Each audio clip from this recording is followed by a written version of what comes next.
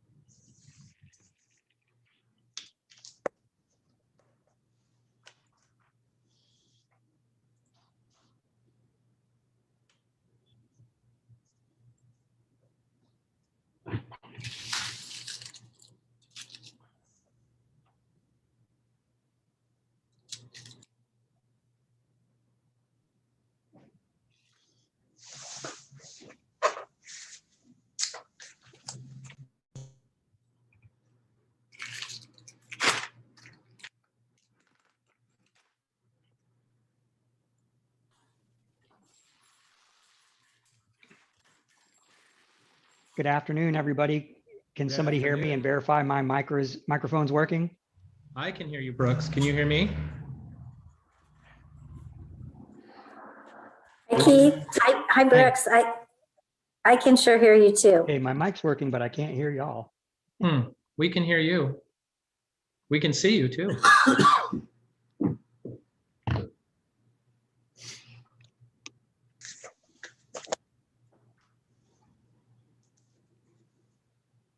Sometimes my headset doesn't connect automatically.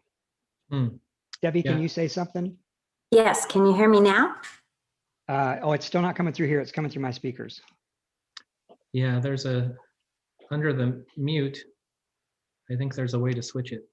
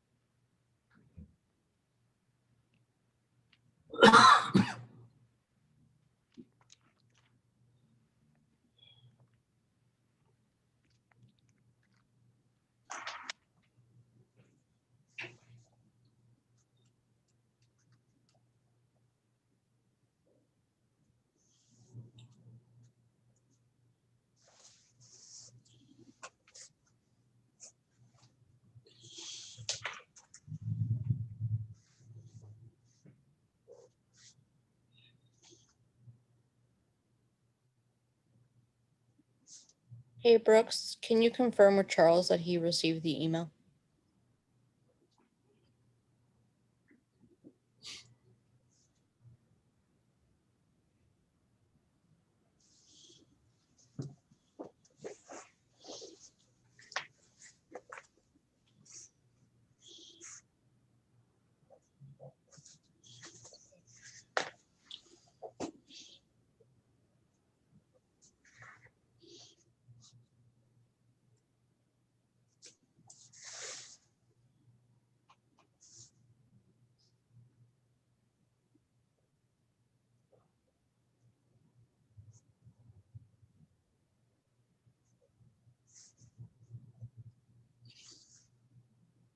Brooks, John Hammond checking in.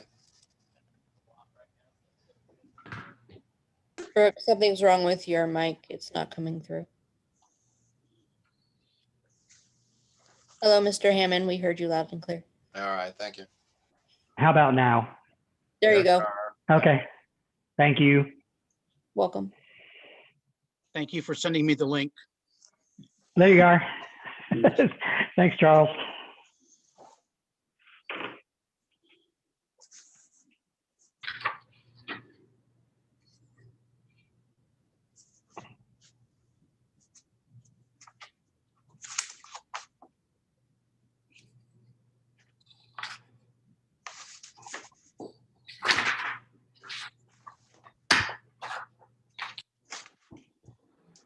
Or Brooks, if you want to test your screen share.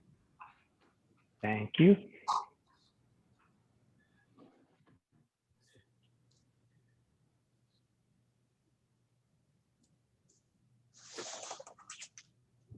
How's that? Perfect. Got it? Okay.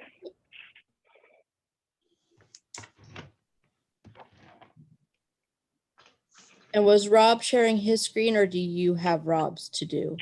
I do have Rob's, but I think it's easier for him to scroll through it. So if you could allow him to screen share, and he's prepared for that.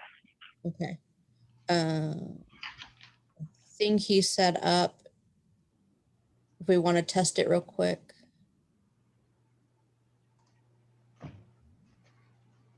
Okay, I stopped sharing.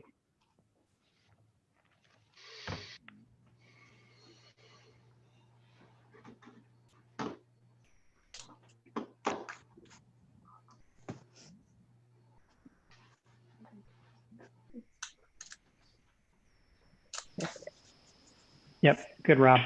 Perfect.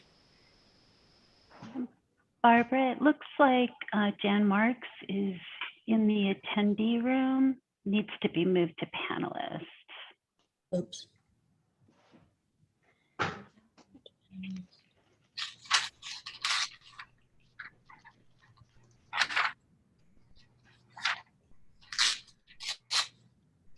Hi. Hello, Jan. Oh, start Hello. video. There we go. I have to start the video. Did that work? Yeah. Excuse me, Patty or Barbara, Yes. could you move my colleague Natalie Lackey into the panelist as well? Sure can. Thank you. And good afternoon, everyone. Good afternoon. Good afternoon. Hi, Jeff. Hi, Jeff. Jeff. Oh, yeah. Hi, Jeff, also. Sorry. That's all right.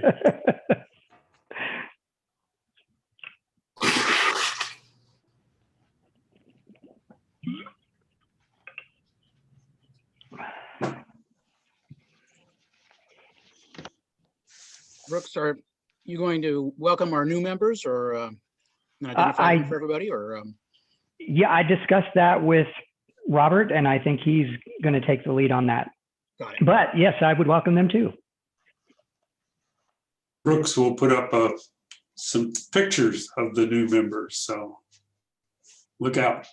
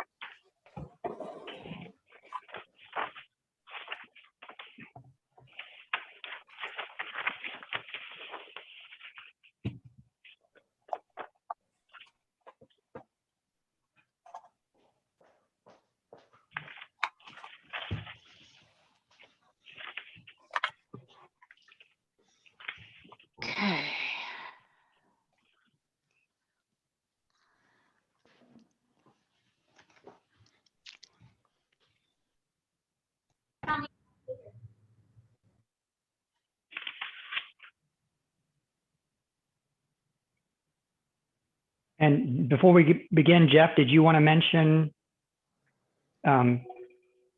why Natalie is on the call?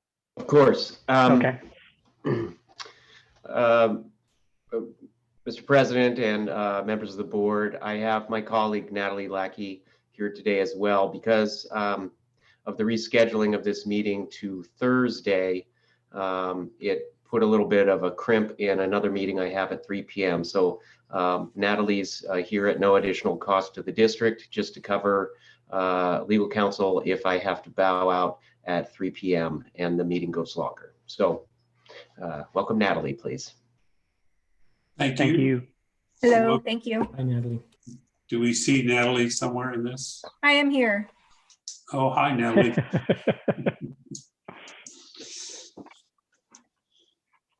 Hopefully, we won't keep Natalie. Thank you, Charles.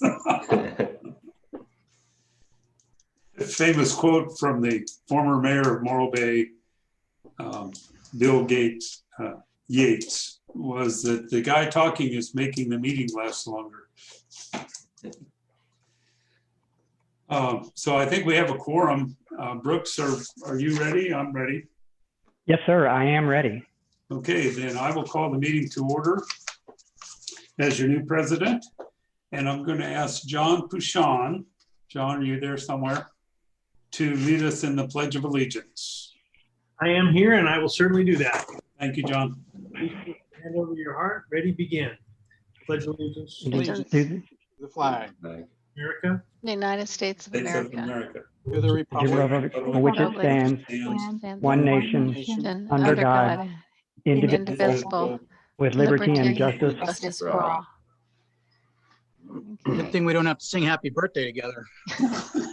Thank you, John. And we practiced that at the executive committee meeting, and it's a little difficult, but I think everybody did a nice job. Thank you. With that, I'll ask Cheryl to do the roll call, please. Debbie Arnold, I'm here. Charles Verbeau, Here. Karen Bright, Here. Lynn Compton, I'm here. Bruce Gibson, Here. John Hammond, Here. Jeff Heller, Here. Jan Marks, Here, Scott Newton, Here. Don Ortiz-Leg, Here. John Pichon, What is it? Keith Storton, Here. Robert Enns. Here. We have a quorum. Okay, thank you. First of all, I'd like to recognize and welcome our 3 new members, Scott Newton, and Brooks has put a picture up here for us. Scott, welcome. Did we see him on the roll call? I don't have him. Don Ortiz-Leg. Thank you. Good afternoon. County of San Luis Obispo, and Jan Marks from the city of San Luis. Welcome, welcome. thank you. So with that, I wanted to clarify with the board that I'd prefer to use first names when we call upon you or you'd like to be recognized. If that's unsatisfactory, anyone can let us know. That's fine. The only problem we'll have is we have 2 Johns, but we'll figure it out. As your new board president, I wanted to inform you that I've had a chance to make a little field trip out to see John Ryan. I've made 2 trips through the recycle facility and had a very long discussion with John. I was able to go to North County and meet with Randy Miles and go through their facility up there and learn a little bit about how it's different than the one at Cold Canyon. Also, Brooks met me at Mike DeMilo's studio, and we're seeing how he's changing from physical going to classes to virtual. Very interesting. I've also been able to attend 2 industry meetings, so I'm getting my feet on the ground here, trying to do a good job for you. So with that, I think, Brooks, did you have any comments? No, I just appreciate you taking the time and doing all the legwork and making those rounds. It's real good to get you up to speed. Well, it was actually quite interesting. And by the way, John Ryan has told us that they recently received some new robotic sorting machines, and he's invited the executive board out to take a first peek, and they'll be installing those in the next few weeks. So I'm anxious. I've heard really good things about the robotics and the ability to sort. So hopefully we're going to be able to upgrade some of our processes here. With that, then I will open the meeting to public comment for items not on the agenda. Barbara, I'll refer to you for whether or not we have anyone waiting. Thank you, Mr. Enns. So if anybody in attending the meeting wishes to make a comment, you can hit the raise hand button at the bottom of your screen. Or if you're on the phone, you can hit *9. And this is for items not on the agenda.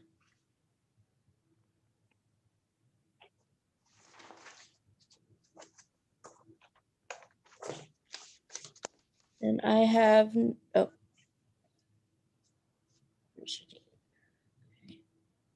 Okay, Janine, give me 1 second.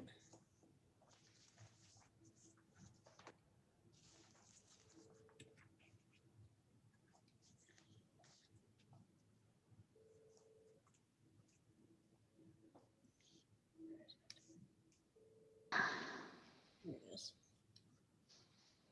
Why that happened, screen share. Yes. There we go.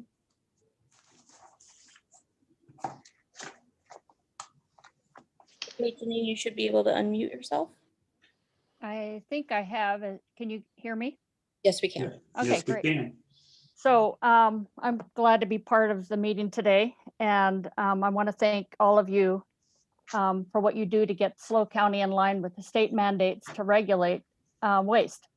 As a resident in the city of San Luis, I'm grateful to your endorsement of this new strategic plan introduced today, the resources of the IWMA office, and excellent educational brochures to further the outreach to our communities. People need to be informed about the new requirements. I believe that citizens do want to do the right kind of trash and recycling, but are often working on old habits and understanding. Our waste bins get picked up every day and go out to the trucks and are no longer my problem. But each individual needs to know about and follow the rules, like not putting plastic bags of kitchen waste in the green waste bin or polystyrene packaging in the blue bin. I see the problems every Wednesday on trash day in my neighborhood of residents disregarding the guidelines. IWMA's new strategic plan has important tasks ahead, and I would like to help IWMA's goals as a community volunteer and ambassador towards reducing waste in my neighborhood, and can help with the overall of important reach into homes where IWMA staff just doesn't have the personal time. The strategic plan recommends community education that has been discussed at many IWMA meetings as being a better method to reach out to residents. I would like to propose that IWMA set up a training time for volunteers to promote the goals and objectives of the strategic plan as highlighted on page 80. I can help IWMA to recruit neighborhood ambassadors throughout the county and engage at least one student representative from Cal Poly. The fine details can be worked out with ambassadors having some form of IWMA badge, perhaps a vest, and educational brochures to pass out to their contacts. Reporting back to staff of progresses, ideas, and problems would be part of the effort. There are many passionate people interested in this effort in SLO County, and we want to help. Thank you. I'm Janine Rands. Thank you, Janine. Barbara, do we have anyone else? I do not have any more public comment. Very good. Then I will close public comment and we'll go to item number 5, Executive Director's Report. Brooks. Thank you. And for some reason, Barbara, do you know why I did that? I lost the board on my screen here. I'll try it again.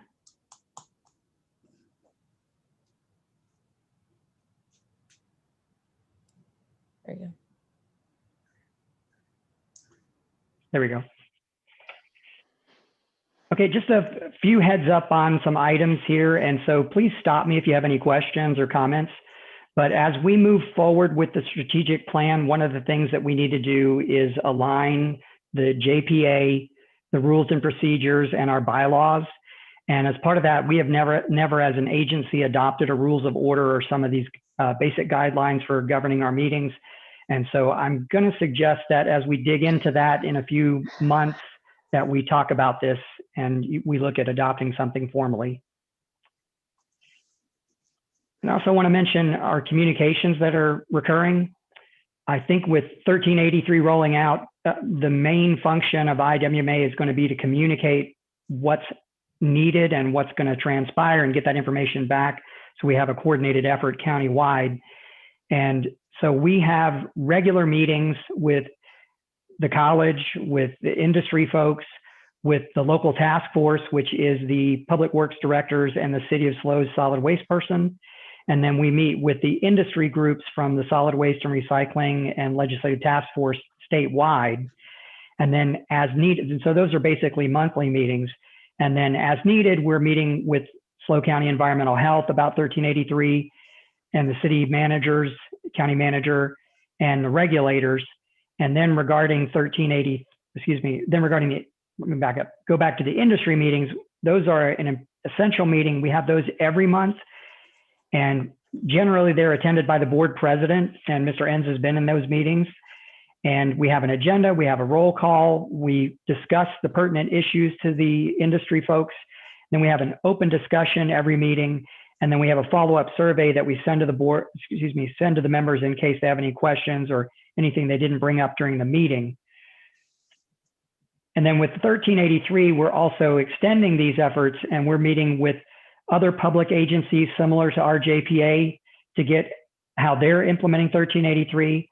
Again, we're meeting with the regulators pretty much on a weekly basis now, continuing to meet with the city county managers, public works staff, and then we've had one meeting with the legal staff or attorneys from each jurisdiction, and those are going to be recurring. And then we are setting up a meeting with your procurement staff so we can tell them about the requirements for purchasing for 1383. So a lot of our function going forward this next year is going to be communication. I think we're making a good start in that. Then I want to mention our budget. As we move forward, we're going to need to probably increase fees, or that's what we're going to recommend. So I just want to highlight where we are through July through September of this fiscal year. And so you see in there, we should be at about 25% target, and we're right there pretty much across the board. And then our entire budget, what it looks like moving forward is we'll have about $2.6 million reserved left at the end of the year. But remember that $1 million of that is reserved for household hazardous waste closure. And so we're going to end up with basic reserve of about 1.6 million. But again, that's not really surplus because we're going to need that to fund 1383. And so our tentative budget schedule is for next month. We will discuss the major assumptions that we're going to bring forward and get your feedback on that. And then in March or April, we'll present the budget, get your feedback on that line item by line item, so to speak, and then make any adjustments that you give us, and then bring it back to you for approval in May or June before July. And then to preview some items that are coming up next month, R3 conducted the revenue audit, so they were looking at the fees that the haulers pay for us, which is 2% of their gross receipts. And so we'll be giving a report on that. The polystyrene ordinance that was approved basically 2 years ago now is supposed to roll out in April, and we need to have a discussion on that. And the budget preview, we're going to talk about some of the discretionary spending and non-mandated sponsorship or commercial support that we do, because those are not mandated, and it's just something that we've been doing, and we need your feedback on whether you want to continue to do that. And then regarding the strategic plan and programs, obviously we're going to make some recommended improvements to how we do conduct business internally, and then we're going to continue to implement the strategic plan, and so there's going to be some additional costs that we're going to recommend, including some of the consulting work that we're having done now. And then Morro Bay, I've got a couple slides on that because that might be a year out, but I want to give you a heads up on it. And I did kind of mention SB 1383, but we believe we're going to need to increase fees. That is, if we keep our current programs funded the way they are. We'll probably need some additional staffing, some in-house and some outsourced. But again, there's some decisions that you need to weigh in on as a board of whether we want to do those internally or externally, or whether the haulers or the franchises can take on that for us, or there's a partnership there. And then depending on how many staff we hire and the needs for our office space, we may have to look at adding office space. And if we're staying in this building and don't need to add space, there might be some needed repairs to the building. So let me go to Morro Bay HHW facility. This is a wastewater treatment plant that is owned, I believe, jointly by the city of Morro Bay and the Cayucas Sanitary District. And they're building a new wastewater treatment plant. And so this site is not going to be used anymore, I think the city still has not determined what they're going to do with it long term, but we're on that site. And so there in red is a picture of our footprint. And basically it's a very small footprint, but it's still an essential site. And it's our most heavily used site. And so customers drive in with the yellow arrows, get their load picked up, and then drive out through the red. And so we may need to, yes, Brooks, go ahead, sir. we're not seeing that second slide. Oh, I'm sorry. Are you seeing the red box? Yeah, yes, Yeah. now we are. Yes. Okay. And now did it switch to the yellow and red arrows? Nope. Not yet. Okay, it is on my screen. Hmm. Did it shift again? Not there yet. Oh, There we go. Yeah, Got there we it got is. arrows. Oh, now you got arrows. Okay, I was off that screen. So there's how traffic comes and goes. So we may need to put, if we stay in the same footprint, we would not want to interfere with their operations. So we might have to fence that area, or we might purchase another area on the site or do some improvements on another area on the site or something.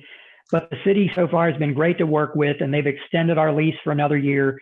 So I'm just giving you a heads up that this is one of those things that we do need to look at and we need to plan for. Brooks, could I jump in here for a minute? Yes, sir, Mr. Heller.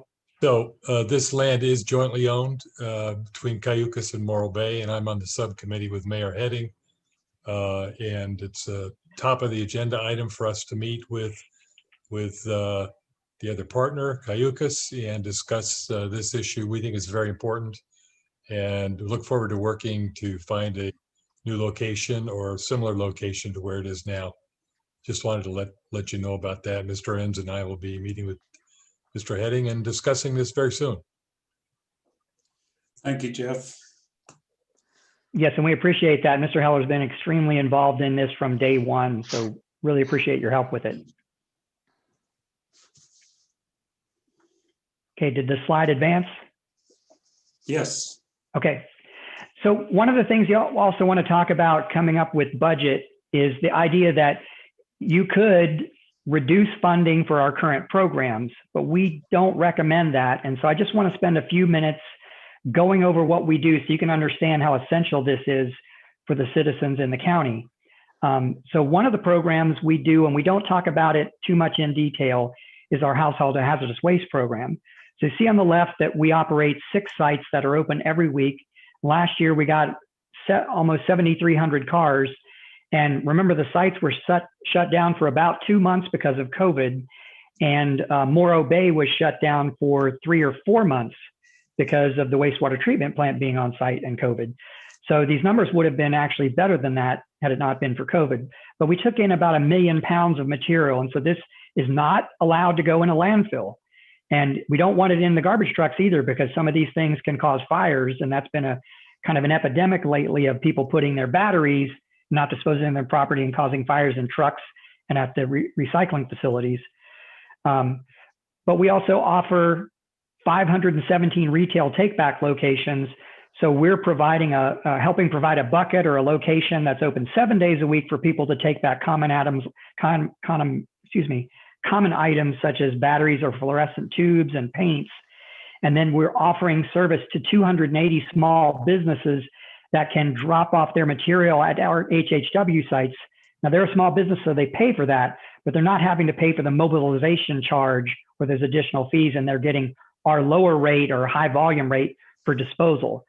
So we think the HHW program, not only is it mandated, but it's a really strong program. It's helping citizens and it's helping businesses. And we want to encourage you to continue to fund that the way it is. And then to talk about those sites further, we get inspected by SLO County Environmental Health. And just to let you know, we've had 5 of the 6 inspected as of today, and there were no violations, no issues at any of the sites. So our contractors are doing a great job in partnership with us, keeping them in compliance. And another good news item here, so you know how students are having to work from home to do their school, and a lot of them don't have laptops or can't afford a laptop. So our e-waste service provider, electronic waste service provider, is Corporate E-Waste Solutions, and they're taking some of our laptops and refurbishing them and then donating them back to schools and needy kids. And that's happening in the county. And then also the other part of the program that we don't talk much about, but we think is important, and again, we want you to continue funding this, so we want to spend a couple minutes on it, is our small business and multifamily outreach program. So this is the slide that you have seen, that we meet about 4,000 businesses at their site annually. And this is the numbers for November. And we only did about 300 because we had to go to purple tier on the 18th and couldn't finish out the rest of the month normally. But what they're doing is implementing the education and training that the state provides mandates, but they don't provide very little outreach or education. So they pass a law and they don't really tell the businesses that they did it. And so the 3 biggies that affected businesses were these 3. And so back in 2005, when 341 got passed, we started providing this, filling that gap. So we're going out to businesses and telling them the state passed this new rule, this new law, and this is what you have to do to be in compliance. And for larger businesses, they have an environmental expert or a team that monitors the state and then gives them education. But local mom and pops don't have that benefit. And so we're the only ones that are going out there door to door and showing them what they need to do to comply. And so we're using Science Discovery Center. This is 3 of their staff. They have about 5 employees who are working 25 to 35 hours a week on our behalf, doing some of this outreach. And of course, the owner works full time, but they're doing the education and supporting supporting staff by providing training, and they're creating posters and flyers, and they're also doing support for the haulers. So this is an example of the mandated recycling program and food waste program. So they're breaking down this complex regulation that the business never even heard of, and they're breaking down into bite-sized pieces and walking in the door and saying, we're here to help. This is what you need to do. This is how you need to comply. And furthermore, they actually are providing them with carts, and on those carts, they provide the stickers in bilingual, both English and Spanish, and help train those folks. And then another thing they do is the multifamily businesses. There are over 9,000 properties in the county where multiple multi-housing units on one property. And property managers are generally just providing a dumpster for garbage and a dumpster recycling and now green waste. And the individual homeowners are getting no actual training. And SB 1383 is going to mandate that basically you knock on doors and have people be educated on this. So Science Discovery is doing this for us now. And then we also work with the haulers. So there are a lot of contamination issues or overfilling, or the carts are old and dirty and the language gets lost on the top. And so they're going out and helping counsel with these people one-on-one and helping the haulers stay in compliance. And they document every bit of this. We get hundreds of calls and emails that they answer for us, and they keep a database for us. So again, we think this is a great program that benefits the local businesses, the haulers, your jurisdictions, and obviously the environment, and it's keeping everybody in compliance. So again, we recommend that you continue to fund these programs. And as we move forward, we'll try to highlight these once in a while. This program that you've heard the most about is the school education program. And just to remind you, even though school isn't in session, they're still doing these classroom presentations virtually. So this was the number of presentations they did in November. And so they've done a great job in just a few months of adapting from normally driving to a school and walking in a classroom to developing these background slides and green screen and basically creating an in-house TV studio in their warehouse and adapting all their presentations online. And so the great thing is that the students are actually participating in the presentation while they're doing it live.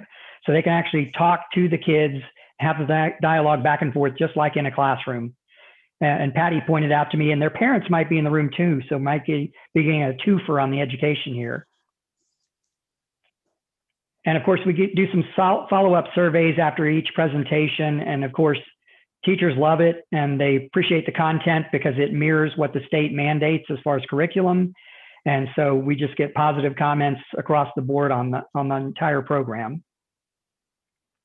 So again, the idea is that you keep funding that, or we hope you do.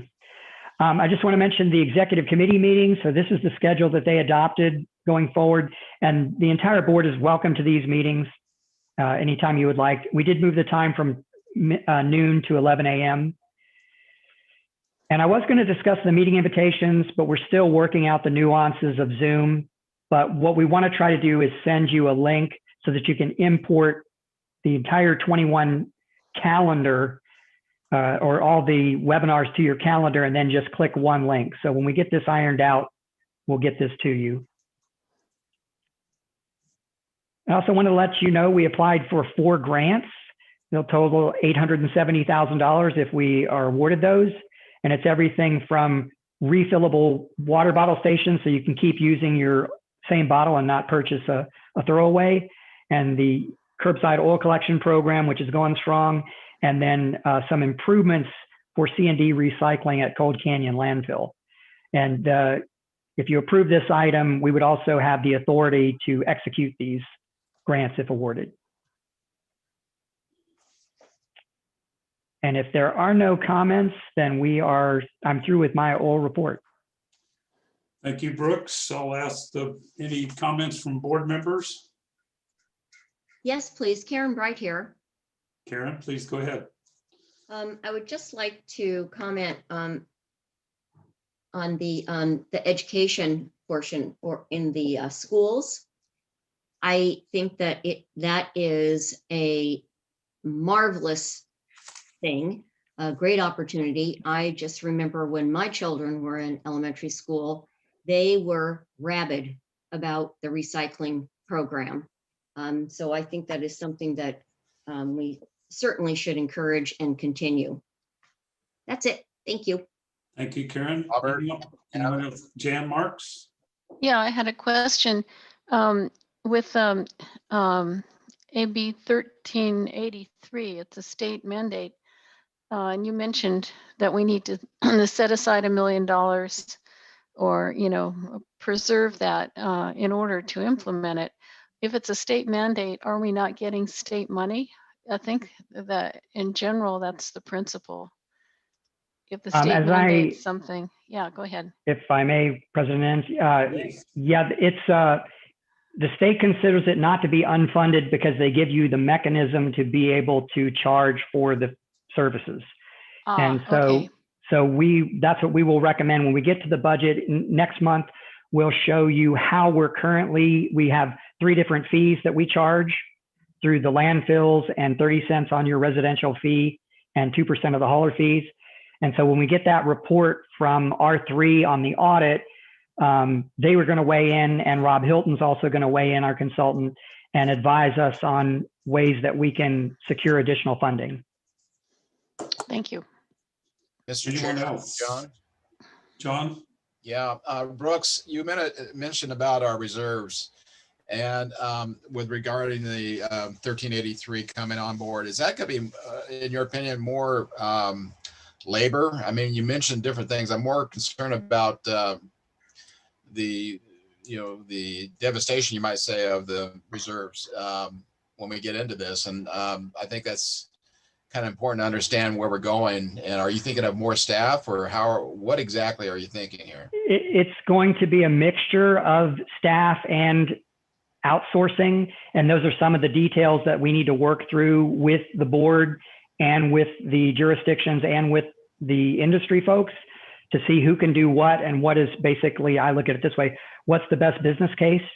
What's the cheapest way for us to do that and to coordinate that? And so that's part of the reason that the estimate is 650 to 950 is because if we have to fund all of it ourselves and, we can't coordinate activities the way we would like, it's going to be towards the 950 end. If everything works in our favor, it'll be the 650. But those will be recurring. So one time. No. That's the long term. Every year, that's what our budget's got to go up. Okay, I missed. Yeah, I didn't hear that part, or at least it skipped. But okay, yeah. When are we going to be getting into that as far as calendar agenda items, do you think? Yeah, next month we'll give you a preview on how that will look. Okay. And the big picture. Yeah, I'm sorry. Can I speak to that also? Well, you have a organization chart you're going to put up here in a moment, and we'll take a look at it. Yeah. And as we get through, as Rob speaks, you'll learn more. But the idea would be that we're going to spend our reserves down. And the question is, when do we invoke the fee increase?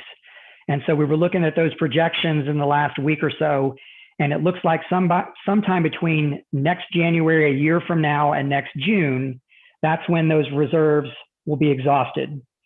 And so sometime around next January is when we would probably be looking at it, recommending we execute the rate increases or fee increases. Very good. Thank you. Okay, thank you, Brooks. Anyone else? Okay, I'd like to open this discussion to public comment. Barbara, anyone wishing to comment from the public on Brooks' report? If you wish to make a comment, you can hit raise hand at the bottom of your screen, or if you're on the phone, you can hit *9. Brooks, I'm going to be kicking you off here in a second. Help if I stop share? It might, yeah.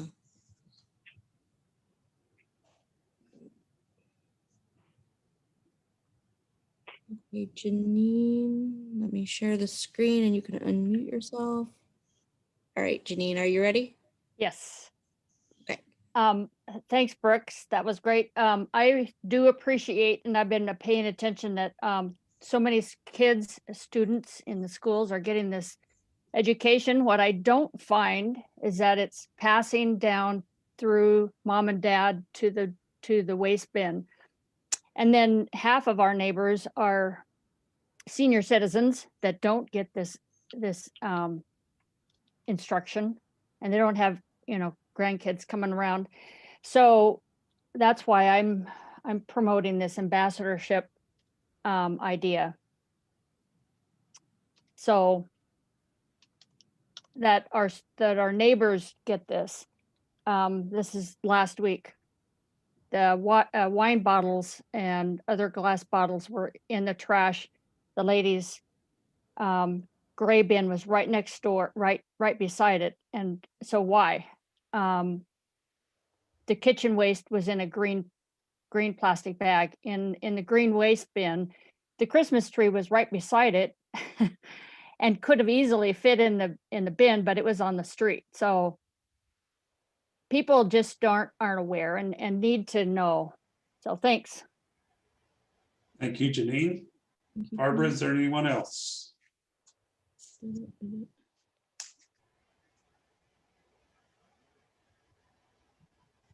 We do not have any more public comment. Okay, thank you, Barbara. With that, I'll close public comment on Brooks' report. Thank you, Brooks. Excellent report.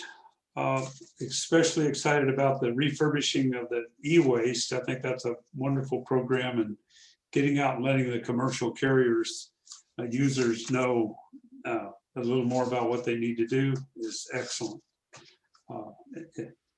Excellent report all over. With that, we'll go to the. This is Supervisor Ortiz Leg Dawn. Oh, yes. Hi, good afternoon. You know what, Brooks, I just wanted to go back over on one piece, which is one of my favorite things, and that is what was the thing with the plastic water bottle? The water faucet, those nice things you can put bring your own bottle thing. Where are those going, or how does that work? Please. Brooks, do you want me to jump in and speak? Yes, I was going to say, Patty knows the location. I've used the one at the airport, so that's where you may have seen them. There are airports all over the place, and you take your refillable bottle, and you don't have to buy a $5 bottle of water. But go ahead. Exactly. Patty.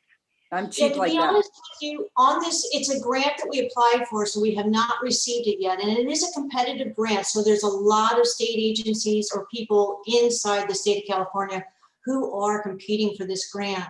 And the idea behind this was to place them, I reached out to all the cities in the county in our parks and recreation areas. Some of them are wall mounted, some of them are pedestal mounted, as well as adding recycling containers to all these locations as well. So that's the gist behind the grant. Hopefully we get it. Thank you. I hope so too. Thank you, Dawn. Thank you, Patty.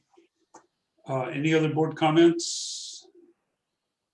Then we will close item 5, Executive Director's Report. We'll go to public comment for items on the consent agenda. And I'd like to explain that if any of the board members pull a consent item for separate discussion, I will then call for public comment after the board has had that separate discussion. So for now, public comment on the consent agenda. Barbara? Yes, sir. Anybody in the audience can make a comment, you can hit raise hand at the bottom of your screen, or if you're on the phone, you can hit *9. I have no public comment for items on consent. Okay, thank you, Barbara. We'll go to the consent agenda then. If any member of the board would like to pull an item for separate discussion, it's items 6, 7, 8, 9, and 10. You may request so at this time. Jan? Yeah. Do you want to be Robert or Bob? How do you go by Robert? I'm a Robert. Okay, Robert. Since I was not on the board, this is my first meeting. Today, I am going to recuse myself from the minutes of past meetings.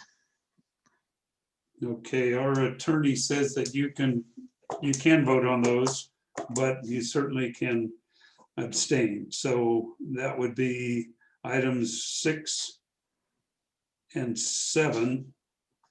So what we'll do is we will take items 6 and 7 separate, and then we'll have a separate motion on 8, 9, and 10 unless someone else wants to pull an item. Robert, I had a question on 10. Yes, John. Like just a quick staff report from Brooks on 10. Okay, we'll pull 10. Excuse me, President Ans. Yes. You don't need to pull that item if the executive director can simply answer questions. Okay. Yeah. Brooks? Yeah, happy to speak about this. So we had $40,000 in the budget to do local grants that are unique and promote diversion. And they were $10,000 a piece. And we had a whole bunch of interest, and several of them had merit that were not approved because maybe of a technical glitch, or they didn't line up exactly with our language in our initial offering. And so we awarded 3 last month or a meeting ago. But there were, so we had $10,000 left over, and then there were several more ideas that had really good merit, and we would love to fund those. And so it's up to you if you want to do that. But do you want me to talk about what a couple of them might have been? I don't know if that's appropriate or not. They're really good ideas and promoted it. Yeah. Okay. So one of them really liked was Cal Poly. They were looking at having a system where you can get a reusable food container, for example, like at the downtown Slow Farmers Market. And instead of having a throwaway container at every single booth, every booth has the same type of reusable container. And then there's either a barcode or an RFID chip in it, so that when you pay for it, you paid the 20 cents or so to use it. And then when you leave that area, you can put it into a reverse vending machine, and it can scan that and credit that money back to you. So you didn't have to, basically the cost of the container was almost minimal, and the containers pay for themselves. The other one was the city of SLO wanting to do a 90% diversion campaign, almost a zero waste campaign, I believe they would call it. I'm trying to remember what the third one was. Can't remember off the top of my head, but there were several good ideas out there that just didn't make the cut because of one reason or another, and we were going to try to see if the board was interested in doing a second offering. Okay, so you're trying to spread out the funds throughout the county and as best possible then? Yes. Okay. All right. Thank you, Robert. That's all I had. Okay, Jeff, can I ask you, should we open this item number 10 then to public comment? I believe you took public comment on, just take public comment on 10 along with the rest of the consent items that you're going to take. So I believe you already took public comment on these. Okay, then we would need to have a board motion for approval of items 6 and 7 first. I'll move approval of items 6 and 7. Hammond seconds. Okay, we have a motion and a second. Any other board discussion? Seeing none, Cheryl, you'll do a roll call vote, please, on items 6 and 7. Yes, I have a motion to accept 6 and 7. Charles Bourbeau is the motion. Second is John Hammond. Mr. Bourbeau? Yes. Mr. Hammond? Aye. Ms. Arnold? Yes. Ms. Bright? Yes. Ms. Compton? Yes. Mr. Gibson? Yes. Mr. Heller? Yes. Mr. Newton? Yes.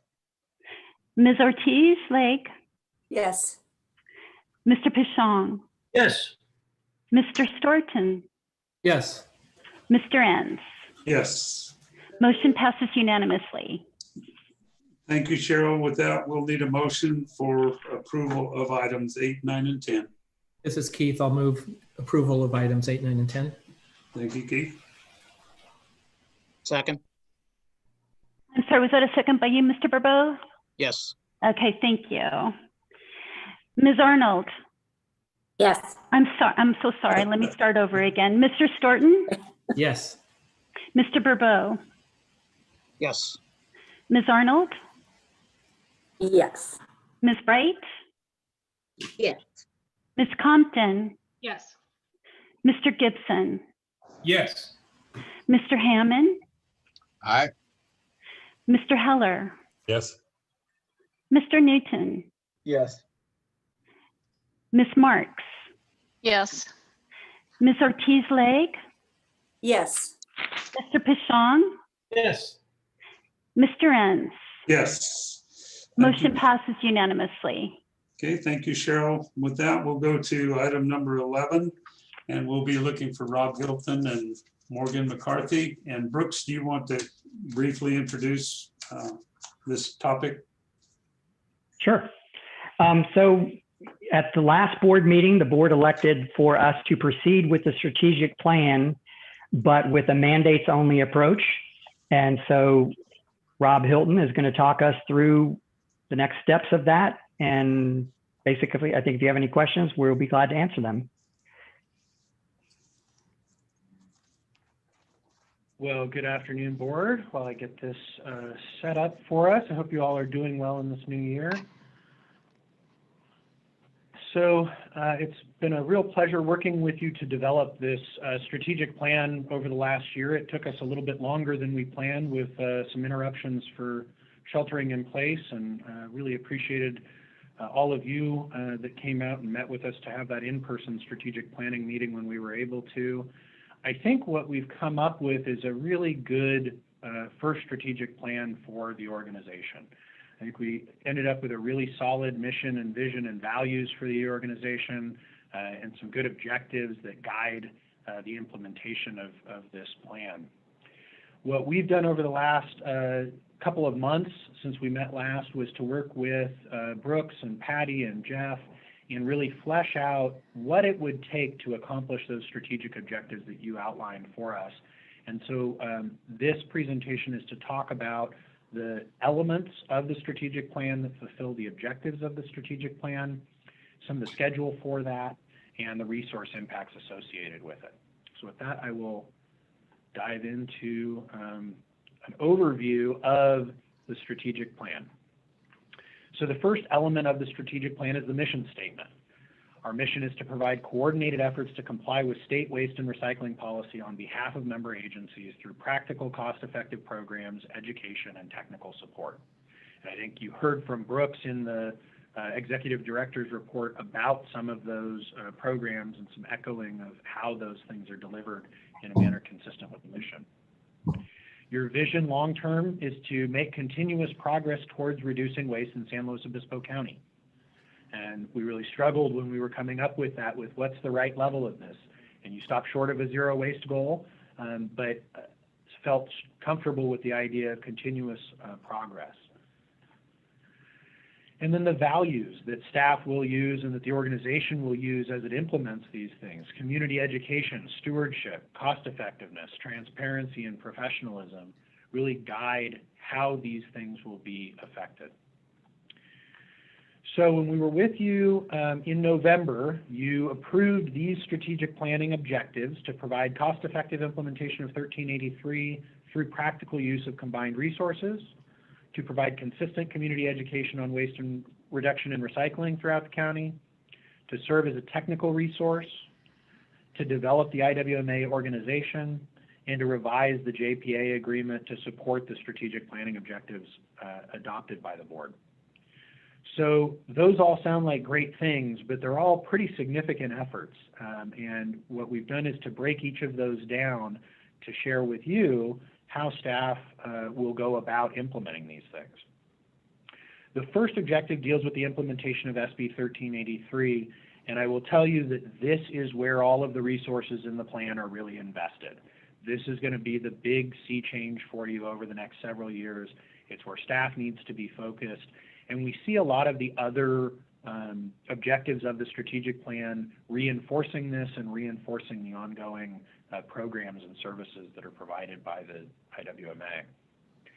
So in order to implement SB 1383, two of the biggest efforts relate to the franchise and policy adoption. So each of your cities, the county, and every single special district that has a franchise agreement in the county, I believe that's more than 30 franchise agreements, have to be amended to include all of the required SB 1383 services, reporting, administration, record keeping, monitoring requirements for those. That means specifying all of those requirements and then in an amendment mapping them to the sections of existing agreements that need to be modified, negotiating those through with the haulers, understanding what hauler cost adjustments are resulting from these things, calculating rates, and ultimately presenting those to the elected bodies. That is a huge effort. And you know, for one agency to amend its franchise agreement, you typically plan on about a year and $100,000 or so in outside attorneys and consultants to support that. You need to do 30 of them over the next year, and really over the next 6 months, as we'll show on the next slide. Similarly, the policy adoption, you're required to adopt about 8 different policies, and you're prohibited from having 4 different policies. So we need to go through all of the municipal codes that affect this and make sure that those prohibited policies don't exist. And then you need to decide on, are you going to adopt policy as a group and have it enforced locally, or are you going to adopt policy at each individual agency? And there may be a little bit of a hybrid to that. So those are the 2 big ones, but there are also accessory activities related to planning out a contamination monitoring program and reporting program around that. Building edible food recovery infrastructure to connect all of the edible food generators with food recovery services and organizations. Making sure that each of your agencies procure the quota of recovered organic waste products that's specified in 1383. And really, there's a bunch of technical assistance that needs to be provided around how to do that. Coordinating the education, which obviously is a core competency of the IWMA, and this dovetails nicely into Objective 2. Managing the record keeping and reporting systems. We talked about the impact on the franchisees, but there's also impacts on all of the facilities, on all of the individual cities and special districts and county, to funnel reporting up to the IWMA so that it can be reported to the state and audited by the state when they come down. One particular issue that was guided by your decision in the November meeting relates to monitoring and enforcement, and the plan based on that policy guidance you gave us is to have the JPA take the lead on the monitoring activity, the education activity, the technical support activity, but that when it got to the point of actually enforcing these rules, that would be delegated down to each individual agency to take enforcement action against generators in their jurisdiction. Lastly, we include an infrastructure development activity in here. You're all familiar with the new Hitachi Zosen Inova facility that was built a few years ago, the new anaerobic digester. It's a great facility, but given our projections of how much organics are going to be recovered as you implement SB 1383, we find that you're going to need additional infrastructure beyond that facility and the existing composting facilities in the county in order to handle that additional organic demand. Those facilities take 3 to 7 years to site, permit, construct, and commission. And so that's about the horizon that you're on to exhausting organics capacity. And so we've included this infrastructure development task to make sure that that continues and that capacity is expanded as you grow your programs. So again, this is the major investment. I've spent a lot of time walking you through what we've included in this one because this is really the changes for the organization and what's going to cost money. We've prepared implementation schedules, one at the top here for 2021, and then the bottom schedule showing a 5-year implementation schedule. And the reason that we've done that is some of these efforts require an intense, immediate effort, but will be resolved into ongoing operation sometime in early 2022. There are others of these activities. If you look at the monitoring and enforcement, for example, and the infrastructure development in the second chart, you'll see that these are much longer term activities. And like with the monitoring and enforcement, you need to do a bunch during 2021 to set up your monitoring program. Then that'll run for a couple of years. And then in 2023, you'll need to set up the enforcement program. So we've really mapped out at a pretty granular level of detail what needs to be done, when it needs to be done, and when we're transitioning between phases of the project. So I won't walk you through each of these details in the schedules. They're in your packets, but I want to point out that the critical path on this is the franchise negotiations. We're hearing from equipment manufacturers, the people that make carts and bins and trucks, that because of SB 1383, many haulers in the industry in California will be ordering new equipment to fulfill these services. And that's resulting in longer delivery times for that equipment.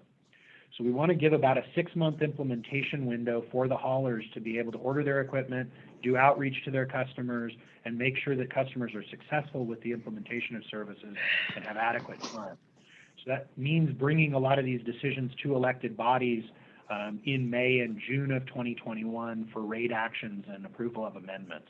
That's going to require some intense focus over the next few months by the authority, by individual member agency staff, and by all of the service providers in the county.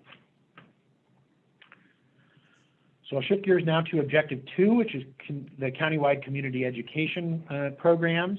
And this looks and feels a lot like what you're doing now. So the general public education and information that you provide around waste reduction, around HHW disposal, around reduce, reuse, recycle, and compost all really supports SB 1383, right? These are all things that SB 1383 wants us to do, and increasing the level of education and information to the community around those will be critical to their successful adoption of those programs. Then the targeted outreach to businesses and multifamilies, Brooks talked about in his intro earlier, and that will be a critical program to making sure that those businesses and multifamilies that have relatively complex requirements understand what is needed and get the training to successfully implement these food waste programs. And that's not just implementing food waste to restaurants where they know what to do with food waste and they have a fair bit of it. It's helping businesses that have much harder food waste situations, like auto body shops that only have a couple of people's sack lunches, or real estate offices where it's a similar sort of dynamic. There's targeted specialized education and technical assistance that needs to be provided for these folks to adopt the program successfully, and continuing that's going to be critical in 2021. The youth classroom education, Brooks talked a fair bit about, so I won't go into a lot of the details, but again, really good for making sure households are participating appropriately in programs. And then the facility tours, when people see where their material goes when it goes away, they really start to get a different appreciation for how to interact with materials and how to participate in these programs. Again, there's some phasing to these, and really we think, using the summer period to retool the school-oriented programs each year and plan, develop, articulate, and then re-implement is important.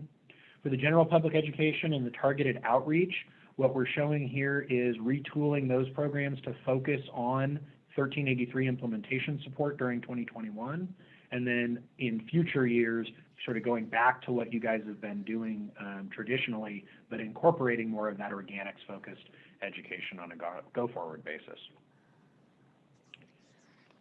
Objective 3 had to do with being a technical resource to the industry, and you heard in Brooks's presentation earlier, there are a number of different ways that you're already doing that.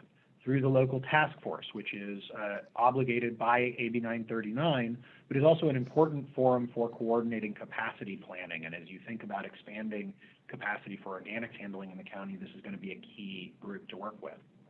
Similarly, that industry working group is critical. They are the boots on the ground making all of this happen.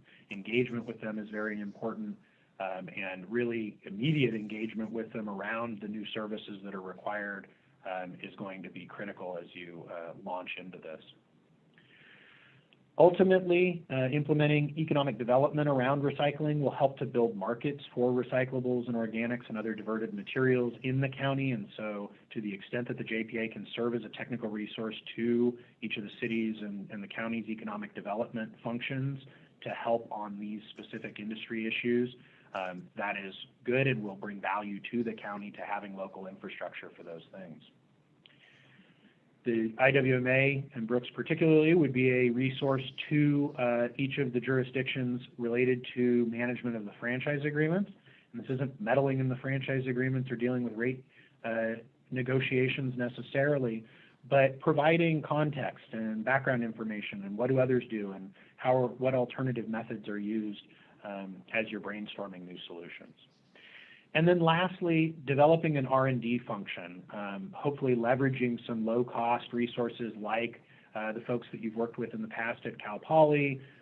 Civic Sparks Fellowships are another good sort of local government-focused fellowship group that can provide focused research and development. But that'll help you take on specific projects that you identify as you're implementing 1383 or other future strategic plan elements, and wrestle with those issues and bring some analytical horsepower to them. This is similar to what was done for you guys over the last year on the beverage container redemption research that the Cal Poly folks did. So in this, what you'll see schedule-wise is that those local task force meetings and industry working group meetings are really critical in 2021, and they'll happen monthly. After 2021, once SB 1383 is implemented, those meetings could go to a quarterly cycle and probably be adequate.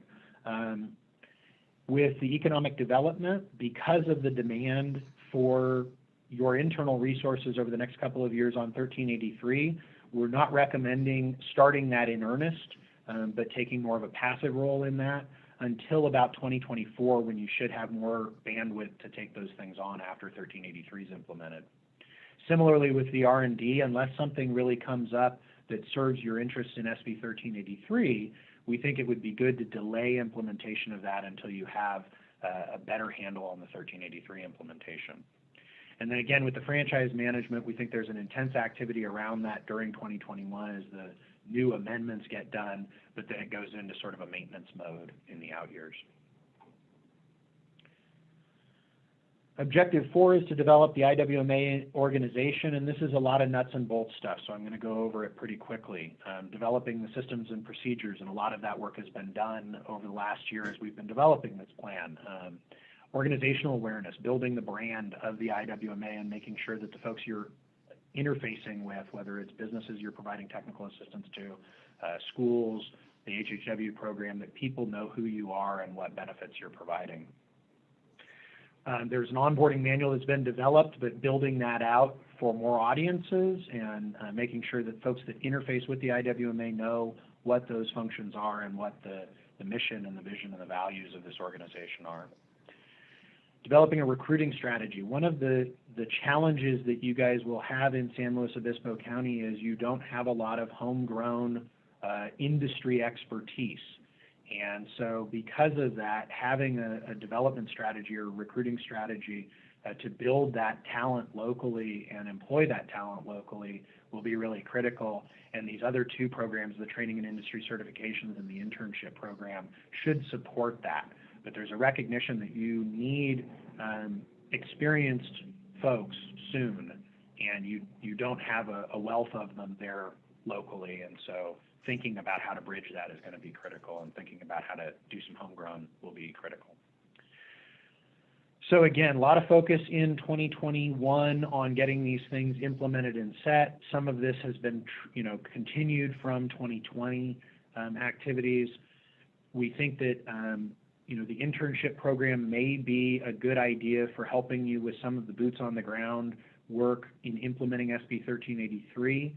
But we'll talk about the resourcing plan later, and there may be an alternative to that that would kick the internship program out maybe by a year. The last item is the revision of the JPA to support the strategic plan. And really, this is a 2021 or maybe a little bit into 2022 issue, and needs to be developed in coordination with the model franchise agreements, the ordinances that get adopted, the decisions that you all make about the level of enforcement that happens at the authority versus at each of your member agencies. And then the JPA documents, the bylaws for the executive committee, and some internal rules and procedures should get adjusted based on what's ultimately decided in those other processes. And so you see some initial planning here, a gap of time while those other activities unfold, a restart of the planning effort, and then a conclusion of the JPA development. This is a bit of an aggressive schedule, and the goal is to get it resolved before the end of the calendar year next year. I don't know that that's essential, but it may be helpful to you in your organizational development. So the big question is, what is all of this going to cost? And we've done some time estimation and some staffing estimation for this, and as Brooks shared earlier, our estimate is that this is going to add between $650,000 and $950,000 per year at full implementation. That range results from some differences in assumptions about level of cooperation. So for example, if you're able to delegate all of the monitoring and enforcement activities out to an agency other than the IWMA, you're more towards the 650 end.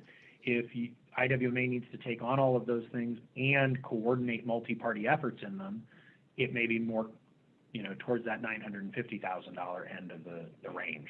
So as you implement the plan and you see what forks in the road you take and which ways you go on that, it will result in a cheaper or more expensive implementation.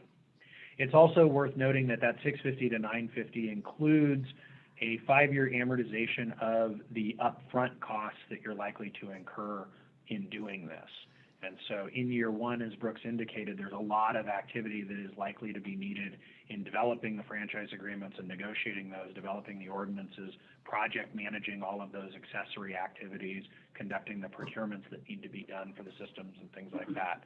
So there's a fair bit of work in the startup that requires a high level of expertise and may be better to outsource. And then on an ongoing basis, once those things are established and the systems are in place, bringing them in-house and having your own staff conduct those things may make the most sense. As we've thought about how you would organize for this, our recommendation is that you hire an SB 1383 program manager early in 2021 so that they can help project manage and staff manage your implementation of the 1383 efforts. That would allow existing staff to be focused on managing the existing programs and operations that are going on and contractors that are going on, and give you that capacity to really be focused on 1383. Then mid-year through 2021, once that program manager is aboard and has a good sense of the lay of the land and the projects and the demands of those projects, bringing on either a project coordinator level person or perhaps an intern, depending on the assessment of the 1383 program manager and obviously Brooks and Patty, about what level of person is really needed to support those implementation activities during 2021. The other thing that you're likely to need during 2021, maybe in Q3, is someone like a management analyst that would be responsible for implementing all of the tracking systems, all of the data systems that are required, both for the existing programs like your HHW system and AB 939, but also the new requirements of SB 1383 and AB 901. Then in 2022, when the programs launch and you start having to take responsibility for more of the boots on the ground, the lid flipping, the site visits, the compliance education, adding whichever position you didn't hire in mid-2021, either that program coordinator or an intern, or perhaps this could be a contractor. It's a function that Science Discovery is currently performing for you, and maybe a cost-efficient way of doing that. Then the last item is that at some point in late 2023, before you're required to implement the enforcement components of this, member agencies may need to add code enforcement resources. If the education and outreach is really good at bringing people into compliance during 2022 and 2023, this may be a very minor thing that could be handled within the capacity of existing code enforcement resources at member agencies. If the education and outreach has not been well invested and not been effective in those first 2 years, you'll be in a position where you have more generators out of compliance and more compliance actions that you need to take, and therefore more compliance resources that you'll need. So I know in talking with Brooks and Patty, there's a real focus, and I know the board is aligned with this, on getting that education and outreach and getting those resources dialed in early to make sure that you have compliance and don't end up in that position where you're issuing penalties later on. So that concludes the strategic plan. We're asking the board today to discuss, and if any amendments are needed to those strategic planning elements that we're proposing to achieve the objectives, let us know. With any modifications you may make, if you could approve the strategic plan elements for us today, then we will go back working with staff to develop the strategic action plans, the specific staff level work plans for how to implement each of these 39 elements.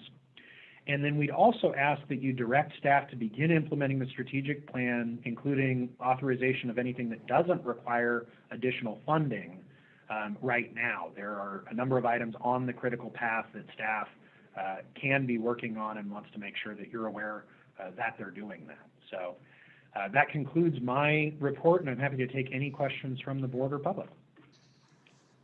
Okay, I'll open this to board discussion. You can direct your questions to Rob or to Brooks.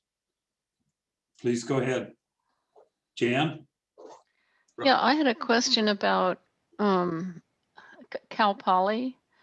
Can they do on-site composting under this plan, or would that all that food waste have to be hauled to a centralized location?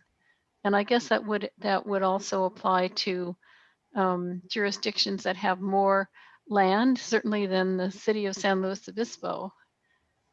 Are we talking about something that needs to be centralized, or can the composting be done on site? It's a good question. There is a raft of state regulations around where and how you can do composting. In general, you can do by right composting of your own material on your own property. As soon as you start taking material from somebody else onto your property and handling it, or as soon as you start selling compost to someone else, you become regulated by Cal Recycle and you need a composting facility permit and a solid waste facility permit. Okay. So yes, Cal Poly could compost material generated on their facilities at their property using their own equipment and people. In general, though, the most cost-efficient approach is to build large-scale anaerobic digestion and composting facilities like you have throughout the county currently to handle this material. It's the most cost-efficient way to do it. Thank you. Rob, could I interject something here? When I visited Midstate, they told me they had a composting facility out in Creston, and I was not able to get out to see that, but I think it's more on a commercial scale. And I know they were selling some composting products right there in their yard. So there are currently some facility that can do this, but and I've also visited the Hitachi Shoshin digester, and it's a little different animal, but I think there's facility. We know how to do it here in this county. We just need to expand it. Yep, that's exactly right. Robert, oh, I have a question if I can jump in. Yes, Keith. Thank you. Rob, in regards to the franchise agreements, is there any value in trying to consolidate those agreements, have something at minimum, perhaps an addendum of sorts that each community would have to help us achieve similar objectives? That's exactly the idea, is that the IWMA, working with the public works staff in each of your agencies, would develop a model amendment for each of your franchise agreements, and then perhaps sit down with the haulers as a group to try and negotiate terms that are consistent and services that are consistent amongst all of the haulers countywide, so that we can then give that model amendment to each city, county, sanitary district, special district, and they've got something that's fairly easy to adopt because their hauler has already sort of signed off on the terms of it, and you're down to a dollars negotiation at that point. Okay, very good. And I know we've had some, historically, some difficulty obtaining data from certain vendors and getting those reporting requirements taken care of. Would this include language like that in order to make it easier for IWMA to grab that data and use it? Yeah, we would include the standard record keeping and reporting information that is in every other franchise agreement in the state at this point. It's very common to get this information that was challenging for you to get. It's even common for the companies who it was challenging for you to get it from to provide it. So I think we can get there. Okay, great. And then just one more question for Brooks. I do appreciate Janine's letter that she wrote to the board about trying to get community volunteers. And I know this is more of an operational item and something we wouldn't micromanage, but I think that concept is worth looking into, and maybe perhaps drilling down into that to see what we could do within our communities. I think sometimes getting information from a neighbor is really effective in trying to spread a message. And just wondered your thoughts on that, Brooks. You're putting me on the spot. I am. This has been brought up before, and we just, I think internally we've had reservations about that, because anytime you're sending that person out there with IWMA's name on it, where does it cross the line of being educational, and where does it become harassment and a little bit of that bickering between neighbors? So we've kind of had we haven't embraced that as of yet. And we have talked about this before. It has come up before.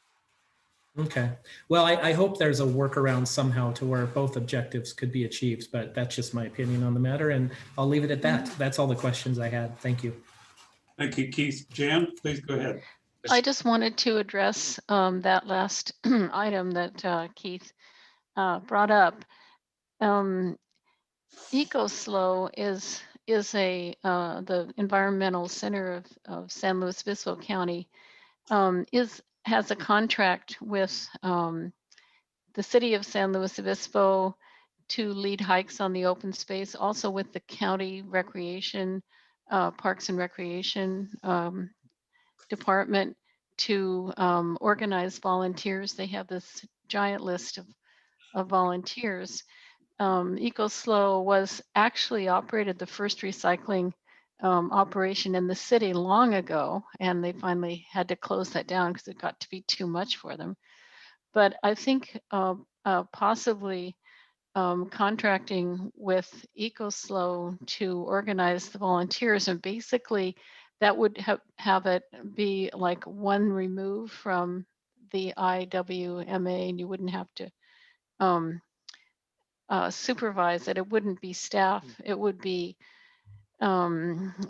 people who just really believe in recycling, and they are all residents of these various cities in the county. So that would be a thought, maybe something to take up after the strategic plan, but it's been very effective with the agencies that I'm familiar with. Mr. Chair, Hammond. Mr. President. Don, your question? Yeah, Rob, looking on the estimated resources on page 87, is this in addition to our current staffing level? You're talking at the low end, 4.8, roughly 5 people, and at the high end, a little over 7. Is that in addition to our staff now? That is, and it may include some staff at each of your cities. There is some resources in that staffing estimate piece that have to do with building counter activity for the construction and demolition and the water efficient landscaping. So there's little fractions at each of your cities for that. But otherwise, yes, those numbers are IWMA in addition to the current operations. So the next question then is enforcement. You said that depending on whether the cities do it or we do it, you still have almost $5,400,000 in there for enforcement on the IWMA side. I don't follow that exactly. Why do you think we would have? Yeah, that's the monitoring. So the idea is that the IWMA would do everything to manage this right up to the point of delivering the case to a code enforcement person. So they would do the initial monitoring, the ongoing monitoring, the initial inspection if there was an issue identified, and sort of prepare the case, as it were, from an educational perspective. They want to go in and reach out to those folks and try and correct it before it becomes an enforcement issue. But if when they go to correct it, they're told to pound sand, then they'll need to package that issue and hand it over to the enforcement folks. So this is to do all of the lid flipping, all of the annual desktop and in-person assessments of sites to make sure that they have services. This is to do the work to understand if edible food recovery generators have contracts and are storing the edible food in a safe way, all that kind of stuff. So the enforcement, quote unquote, should be articulated out, and we could do this into monitoring, inspection, and sort of the pre-enforcement activity. Yeah, you might want to rename that then, because it kind of misleading there, just enforcement only, sounds like. Oh. Yeah. That's all I had, Robert. Thank you.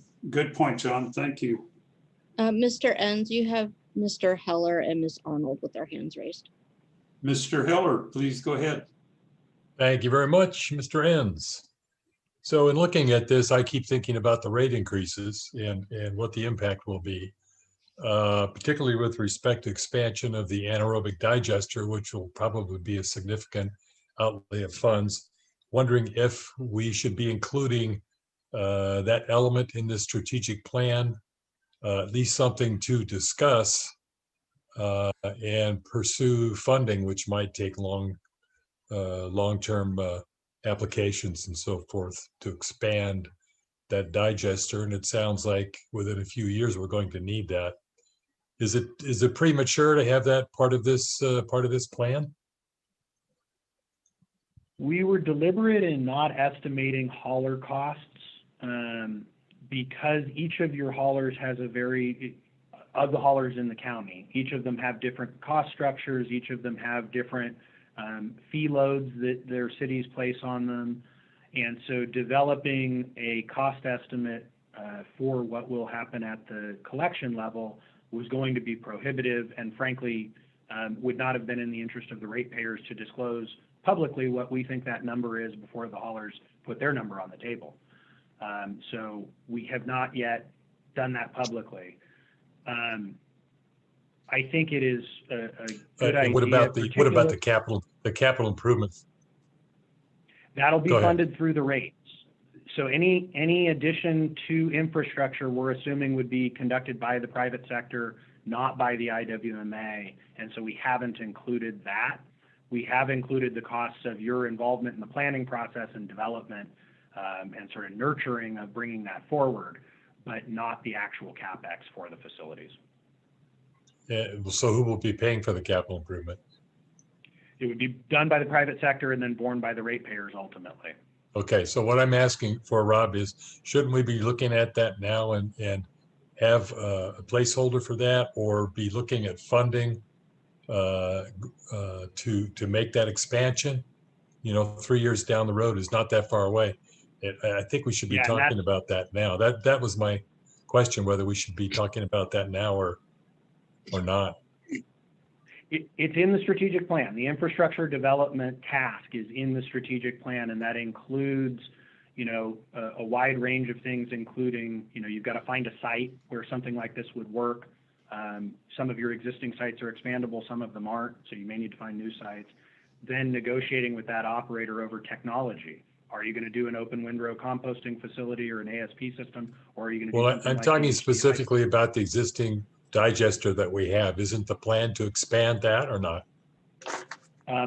My understanding from the tour that I had of that facility was that it is not subject to significant expansion of capacity. Oh, okay. That they're sort of hemmed in there.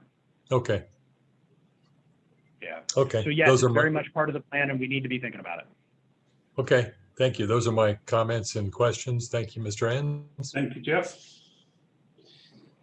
Anyone else? Questions for Rob or Brooks? You have Ms. Arnold and Ms. Ortiz Legg with their hand raised.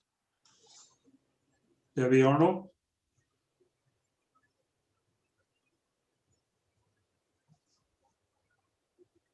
Cheryl, I'm not seeing Debbie pop up here. She might need to unmute. I'm looking for her. I do. Here we go. Thank you. There you are. I really want to thank Rob for the strategic plan and the way you've organized this. I think you did a fantastic job. I'll say that. And then my question was along the same lines. So up in the North County, we have I believe it's the only commercial compost project to date. But I know how long it took to get that permitted. It's actually in the unincorporated of the county. And what I think I'm hearing you say is that really the infrastructure facilities will be something that we need to depend on our haulers to do, and be trying to work with them and maybe work with our agencies so that those needs are fulfilled. In other words, the role of the individual agencies, the cities and the county, will be to look into permitting these projects and how it's going to happen and what the projects are going to look like. But it's going to be up to our hauler partners to really act upon the expanded infrastructure needed for our SB 1383 compliance, correct? Yeah, I think that's right. It's not necessarily your haulers, but the plan is relying on the private sector. We're not expecting public sector development of these things. And so your role will be sort of commit the flow of your materials to that facility and agree on a compensation to the facility so it can be funded. So in your experience, have other areas of the state had a difficult time getting private sector to step up, or is that something, like you say, we just do our part and then there will be interest in developing in our county? Yeah, we're underway right now in 3 counties that are adjacent to you. doing procurement processes for the private sector to come in and build this sort of infrastructure. And there is a lot of interest right now from private developers to do that. And because money is cheap right now, it's good pickings. Okay. Okay, the interest, I guess that's what I was kind of trying to get to. So it's good to hear that the interest will probably follow the demand here. That's all I had. Thank you. Thank you, Debbie. Barbara, was someone else, or Cheryl? There was one other person. Yeah, it was Ms. Ortiz. Yeah, thank you so much. I agree with Supervisor Arnold regarding the presentation and really coming into this fresh. It's very well laid out. I also was interested in, one thing I don't know is about the contamination program, contamination management program. What is that exactly? Is that for in case of leakage or something like that, or? So the new state regulations, SB 1383, requires you to monitor how each individual household participates in terms of putting the correct materials into the correct container. And what they're to focus on is keeping the trash out of the recycling and out of the compost so that you get good quality there. I get that. Okay, that's when you're talking about the flipping the lid kind of, lid flips. Okay, great. And then back on the communication strategy, the comm strategy for this, I'm assuming that in regards to implementing the strategic plan overall, that comm strategy, because I too agree that I've been a green bucket user for a long time. And I know that a lot of people are just, got to kind of drag them along here on this one. So I'm going to be interested also in how well we can penetrate and have efficient and effective response from the community and participation. So I think that strategy is going to be really important on those, whether it's ambassadors, whether it's students, home, all of it probably in a sense is what I'm thinking. So anyway, that's all. Thank you. Thank you, Dawn. Was there anyone else? Cheryl? Mr. Enns, you have Karen Bright with her hand up. All right.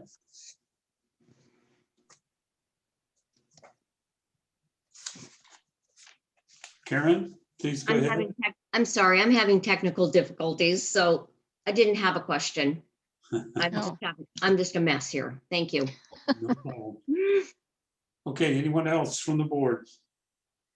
Yeah, Robert, I'll just throw in real quick.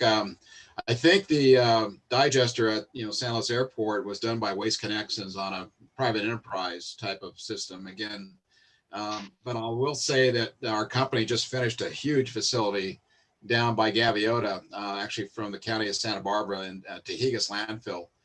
That is, I think that one was built by the county, but it makes San Luis look like so small compared. It's huge down there. So they're definitely gearing up, and they're going to be in production here pretty quick with all that. But if we can get, I think, Brooks to look into that, maybe that might be a good report to kind of show the facilities that are starting to be designed and made here, and especially right here close to us, that might get an idea of what we're going to have to get into. Thank you, John. I was involved in negotiating that Santa Barbara facility. It's actually financed by Mustang private entity, but guaranteed by the county. And it is a massive project that I would not recommend to you guys, but something on your scale like that would make some sense. Yeah, it's huge. Okay, thank you. Jan, you had a comment? Jan Marks? Oh, yeah. Well, I have a question. Thank you for clarifying the difference between monitoring and enforcement. But my question is, if this is being delegated to the cities, obviously that would mean that the cities would incur the cost of hiring someone and training someone to do this enforcement kind of work. And so I find that somewhat troubling. Have you actually talked to the cities? I'm fresh to the board too, it's my first meeting. Have the cities agreed that they will incur this extra cost rather than having it be something that would be budgeted through the Integrated Waste Management Authority? It's a great question. We made we drew the line where we did based on the input we received from the board in the November meeting. And the direction we got from the board on, I think, an 11-1 vote was that the IWMA would do everything up to the enforcement of the ordinance. And that at the point that a violation was determined, that would be turned over to each individual member agency to decide about enforcement in their jurisdiction. And so the goal would be for the IWMA to really be a helping hand and a supportive entity to all of these folks, not to be the enforcement agent. And that was the board's policy direction at the November meeting. So that's how we've oriented this. That certainly, yeah, we did it based on board direction. So there's the question also of uneven enforcement if it's delegated out like that.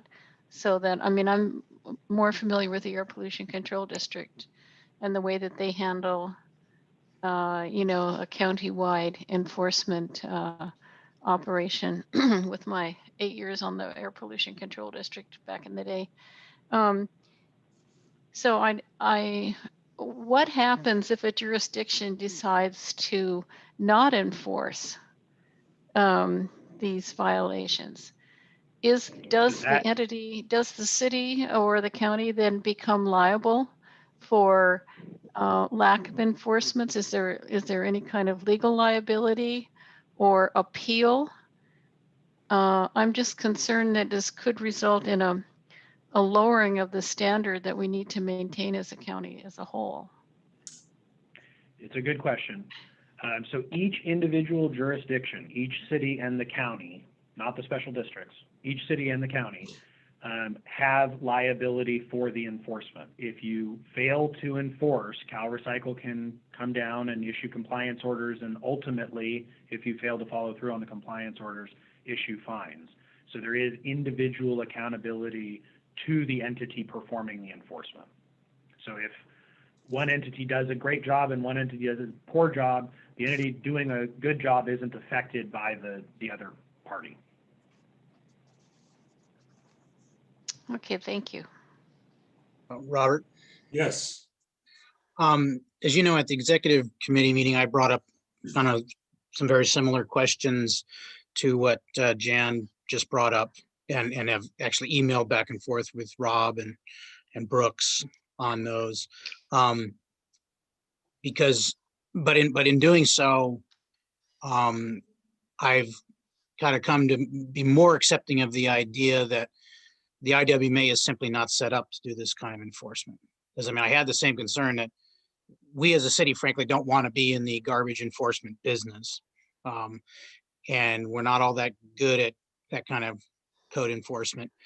And my concern is that if we fail to do so, are we imposing a potential liability on individual jurisdiction, or which, if we're the one failing, might be fair, as opposed to imposing one on the overall jurisdiction. The compliance, is that calculated on a countywide IWMA basis, or is it calculated on the city, you know, on an individual jurisdiction basis? Because my understanding in the past was that we essentially, you know, we jumbled all of our diversion rates together, and we got one diversion rate for the county, if you will. And therefore, it was we as a whole county were in compliance or not in compliance. How will that be affected by 1383, which is going to have far more onerous requirements and far more likely to have individual businesses say no, I'm not going to do this crap? It's an extremely good question, and it's a very nuanced answer that I don't want to go all the way down the rabbit hole, but I'll try and give you a kind of a high-level overview, which is the way that they structured it. You can carpool your liability to the extent that you share responsibility. So, for example, the IWMA will be responsible for record keeping and reporting.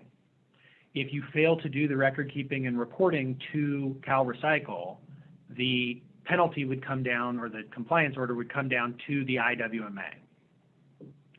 If each of your agencies are independently responsible for enforcement, and you don't do the enforcement, that will be a compliance order and a penalty to the jurisdiction that fails to do the enforcement. So there's sort of a responsibility matrix to this that ties to the liability. The good news is you can carpool your liability to the extent you're a JPA on those things you're doing together. But when you don't do them together, you each maintain your independent responsibility and liability.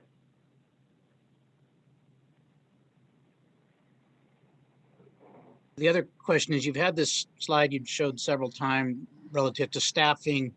If we all try to do this separately versus staffing, if we try to implement 1383 more collectively through the IWMA JPA. And, you know, IWMA has never issued a citation to anybody. And I think we're all happy enough with that because education has been working. And this paradigm would be that, you know, IWMA would go out, do the monitoring, and I'll say even do compliance in the sense of telling somebody whether they're in compliance or not, but they wouldn't do enforcement because IWMA in effect doesn't have a ticket book. Like every one of our cities has a police department and a code enforcement officer, you know, who can write a citation and has an established process for that. IWMA does not. I think the question to follow on with Jan's original point would be, is it going to take each of us more time, effort, and money to write, 1383 related citations through each of our jurisdictions, or would it be cheaper to have the IWMA become the ticket writer? Because I'm not sure what that would entail. It's a really good question. It will have to do with the extent of enforcement that you're doing. If you're really successful in getting compliance before 2024, I think it will be cheaper for each of you to absorb the code enforcement within your existing staffing because it'll be very minimal. You're writing, you know, one issue a month or one issue a year or something, right? It's not a big deal. It'd be cheaper to absorb within existing resources. If you fail to obtain community-wide compliance by 2023 and you're looking at, you know, some significant portion of non-compliance, 5, 10, 15% or more non-compliance, then having a pooled resource will be more cost efficient, but there are the issues of local control that get compromised in doing that. So Understand. I mean, I think, yeah, we all hope we don't have to write any tickets, but I have my fear of 1383 with its onerous requirements is that the state's going to turn us into bad cop. Okay, anyone else? Charles, I'll respond briefly to that. I know we discussed this at the executive committee meeting, but you mentioned bad cop and we also mentioned good cop. And it's difficult enough to go out and try to be the good cop and get people to do what they need to be doing. And we felt that the IWMA should try to maintain the good cop image, the helpful image, and that when it came down to the negative, then the supporting agency would be responsible. Any other questions of Rob? Mr. Enns, Ms. Arnold has her hand up. Debbie Arnold, please go ahead. Thanks, Robert. Hey, I really just agree with you with the comments you just made. I had my hand up before you said all that. But I do think it's important that we at least give this a try. We had a lot of discussions, as we all know, last year in that the different cities and the county wanted to take different approaches and bigger hammers or lesser hammers. And I'm glad that this strategic plan allows for that kind of flexibility. It boils down to a lot of what we go through in a lot of the time is with a lot of things that are discussed in all of our different agencies, the cities and the county, different needs sometimes and different, it's just different. Some of the needs and some of the waste that we're going to be dealing with in the more remote rural areas is going to be different from the higher density, especially our urban areas that have high density. So I think that I really appreciate the way Rob set this up so that the IWMA will be the good cop, as Robert just mentioned.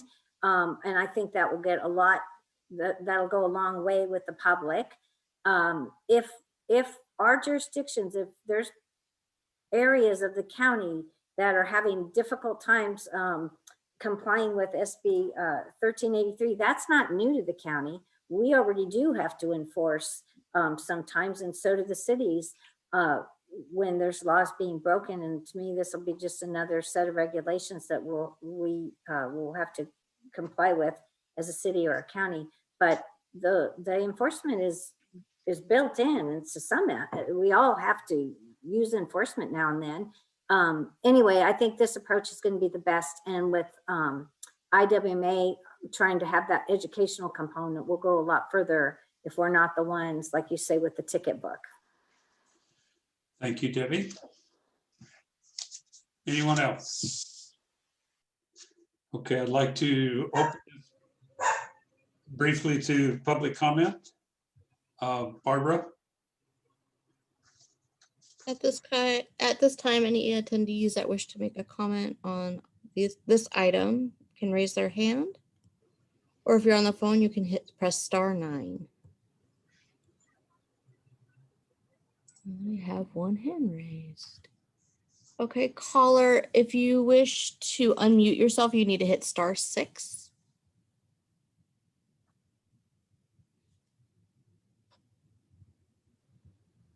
I am. Hi, President Enns and Yes. board members. It's Ron Kroll with North County Compost and Recycling, and I wanted to expand a little bit on what Supervisor Arnold and President Enns spoke a little bit regarding objective number 1 in the slide, item number 11 that Rob Hilton covered. Here at North County Compost and Recycling, we continue to expand our capacities to the permits that we have in place and have had in place to continue to handle not only all the green waste that we receive and organic and food waste. We recycle 100% of those waste streams. In addition to that, here at the facility and over at our compost facility in Creston, we recycle 90+% of our C&D, which we handle, which again, both of those numbers are high and both those numbers have the ability to be expanded on for a couple reasons. One, we continue to look at SB 1383 as an opportunity to help jurisdictions meet their procurement requirements as they look to expand on purchasing more and more green and organic materials made. Our bandwidth is in place and ready to be expanded on. But in addition to that, as you look for investments from private sector, we've already made the investment and we continue to expand that investment. And we believe item 9 on objective 1 also has been a focus for us as we recently just invested $1 million into solar here, both at our Paso Robles plant and also at the Creston facility to help not only just reduce our footprint, but of course to expand our available power to not only process greater amounts of organic food and green waste, but also make greater products that we can sell back as wood chips, organics, gypsum mix, and other components that help the procurement requirements met in SB 1383. In addition to that, we've had in place now and continue to expand and finance a $2 million improvement at the facility here in Paso Robles to expand our volumes. So our volumes are in place not only to respond to SB 1383, but to continue to be a partner with the North County and all the folks involved in diverting these waste streams and creating products. So both good points by President Enns and Supervisor Arnold, and I just wanted to expand on the fact that we are in place, permitted, and continue to invest like the $3 million we just did. Thank you. Thank you, Ron. That's very positive to hear that. And I know we're going to need those services and looking forward to a visit out to your Creston facility and learn a little more.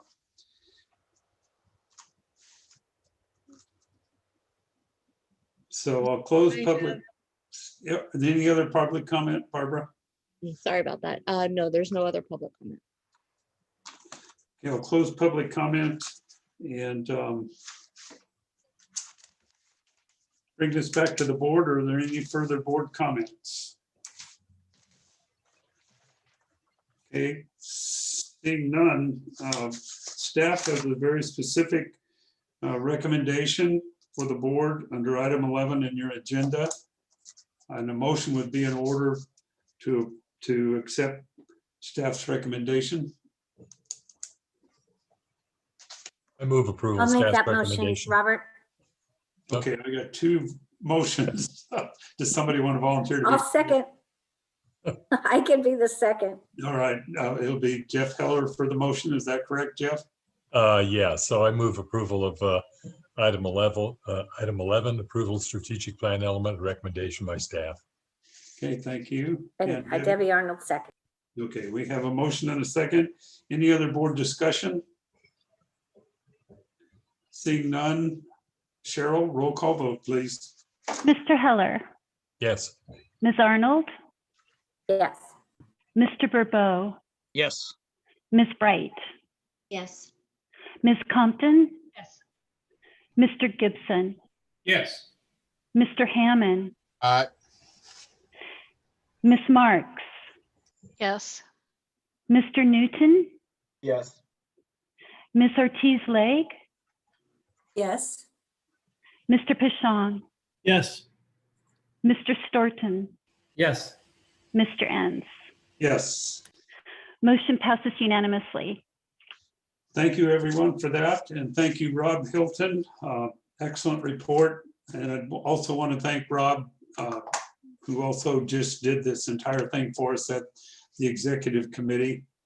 And so thanks again, Rob, for helping and being here.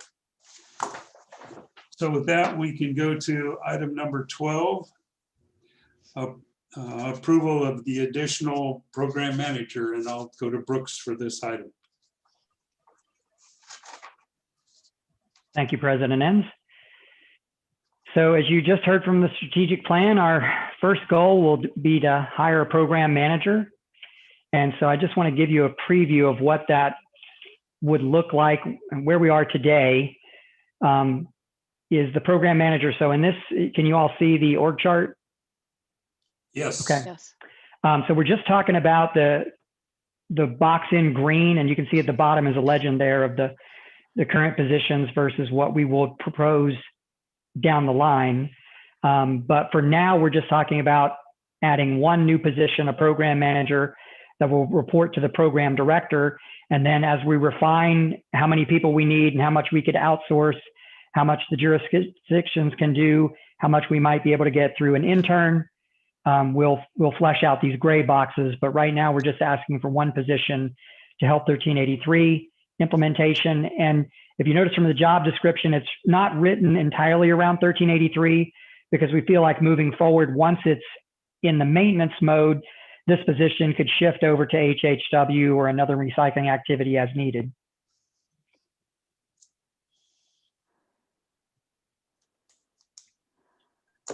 Okay, thank you, Brooks. Board member comments. Yeah, Brooks, how soon would this position have to be implemented? In other words, do we have it budgeted and where would it land? It was not budgeted, but we do have funds in the capital projects in the budget because we carried forward last year's budget. And so the job description's in your packet, it's ready to go. I mean, we were talking about posting it tomorrow or Monday.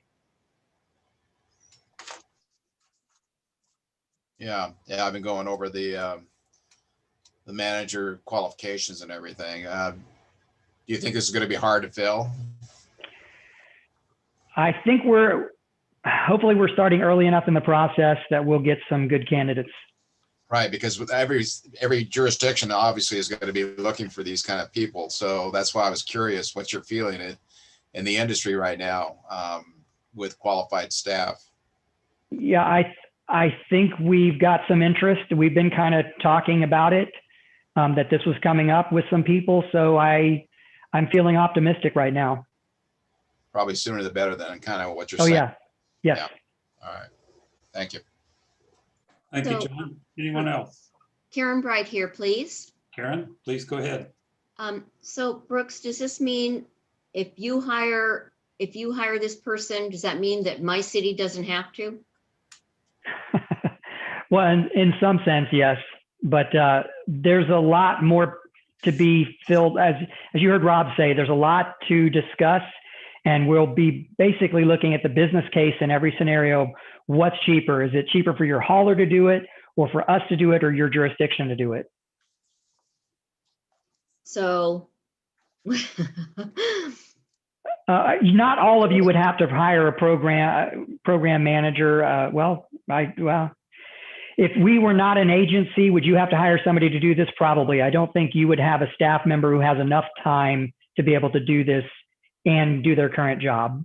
right. So without the IWMA, we would have to have someone of this capability, basically. Yes, unless you had somebody who had very little work to do. Yes. Right. Oh, God. Okay. Thank you. Mr. Enns, Mr. Storton has his hand up. Keith, please go ahead. Great, thank you. I just figured out how to raise my hand, so that was really important.